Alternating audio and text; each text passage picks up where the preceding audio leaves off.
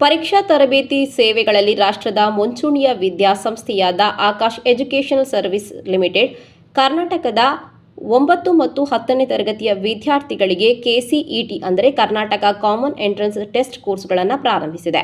ಈ ಕೋರ್ಸ್ಗಳು ಇಂಜಿನಿಯರಿಂಗ್ ಕಾಲೇಜುಗಳು ನಡೆಸುವ ಪ್ರಾದೇಶಿಕ ಪ್ರವೇಶ ಪರೀಕ್ಷೆಗಳು ಮತ್ತು ಜೆಇಇ ಪರೀಕ್ಷೆಗಳನ್ನು ಯಶಸ್ವಿಯಾಗಿ ಎದುರಿಸುವಲ್ಲಿ ಆ ವಿದ್ಯಾರ್ಥಿಗಳಿಗೆ ಅನುಕೂಲವನ್ನು ಒದಗಿಸುವ ಉದ್ದೇಶವನ್ನು ಹೊಂದಿವೆ.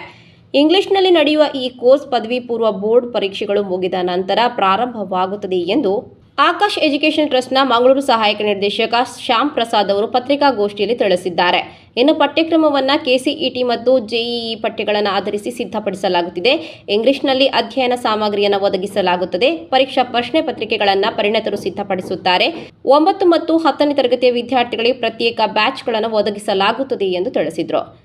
ನಮ್ಮ ಕರ್ನಾಟಕಕ್ಕೆ ಬಂದಾಗ ಅದು ಕರ್ನಾಟಕ ಸಿಇಟಿ ಅಂತ ಕರಿತೀವಿ. So conducting body or organising body ಬಂದು ಕೆಇಎ ಕರ್ನಾಟಕ ಎಕ್ಸಾಮಿನೇಷನ್ ಅಥಾರಿಟಿ ಅಂತ ಹೇಳ್ತೀವಿ. ಸೊ ಈ ಕೆಇಎ ಕರ್ನಾಟಕ ಎಕ್ಸಾಮಿನೇಷನ್ ಅಥಾರಿಟಿ ವರ್ಷಕ್ಕೆ ಒಂದ್ಸಲ ಏಪ್ರಿಲ್ ಮಂತಲ್ಲಿ ಜನರಲಿ ಕಂಡಕ್ಟ್ ಮಾಡ್ತಾರೆ ಕೆಸಿಇಟಿ ಪ್ರೋಗ್ರಾಮು. ಈ ಕೆಸಿಇಟಿ ಪ್ಯಾಟರ್ನ್ ಹೇಗಿರುತ್ತೆ ಅನ್ನೋದನ್ನು ನಾನು ಸ್ವಲ್ಪ ಡೀಟೇಲ್ ಆಗಿ ಹೇಳ್ತೀನಿ. ಬಟ್ ಬಿಫೋರ್ ದಟ್ ಈ ಕೆಸಿಇಟಿ ತೊಗೊಂಡ್ರೆ ಕೋರ್ಸ್ ಮುಖಾಂತರ ಯಾವ್ಯಾವ ಕೋರ್ಸ್ ಸೇರ್ಬೋದು ಮುಂದೆ, ಇಂಜಿನಿಯರಿಂಗ್ ಆಗಿರ್ಬೋದು ಅಥವಾ ನರ್ಸಿಂಗ್ ಆಗಿರ್ಬೋದು, BSc ನರ್ಸಿಂಗು, BVSc ಅಂತ ಕರಿತೀವಿ ವೆಟರ್ನರಿ ಸೈನ್ಸು, ಆಮೇಲೆ BNYS ಅಂತ ಕರಿತೀವಿ bachelor of yoga and natural science, ಇವೆಲ್ಲ ಕೋರ್ಸಸ್ಸು ಕೂಡ ಕೆಸಿಇಟಿ ಮುಖಾಂತರನೇ ಅಡ್ಮಿಷನ್ ಆಗೋದು. ಸೊ ಇದು ಒಂದು 2.5 ಲಕ್ಷ ಸ್ಟೂಡೆಂಟ್ಸು ಈ ಎಕ್ಸಾಮು ಕೆಸಿಇಟಿ ಎಕ್ಸಾಮ್ ಪ್ರತಿ ವರ್ಷ ಬರೀತಾರೆ.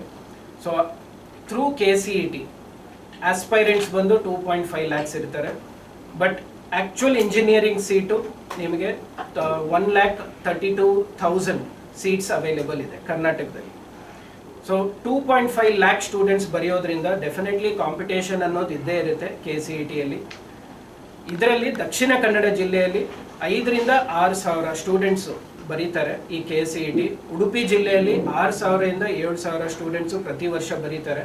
ಸೊ ಇವು ಎಲ್ಲ ಮಕ್ಕಳಿಗೂ ತುಂಬ ಯೂಸ್ ಆಗೋ ಪ್ರೋಗ್ರಾಮ್ ಇದು ಕೆಸಿಇಟಿ ಪ್ಲಸ್ ಅಂತ. ಬ್ರಾಂಚ್ ಹೆಡ್ ವಿಶ್ವನಾಥ ಪಿಜಿ ಪತ್ರಿಕಾಗೋಷ್ಠಿಯಲ್ಲಿ ಉಪಸ್ಥಿತರಿದ್ದರು.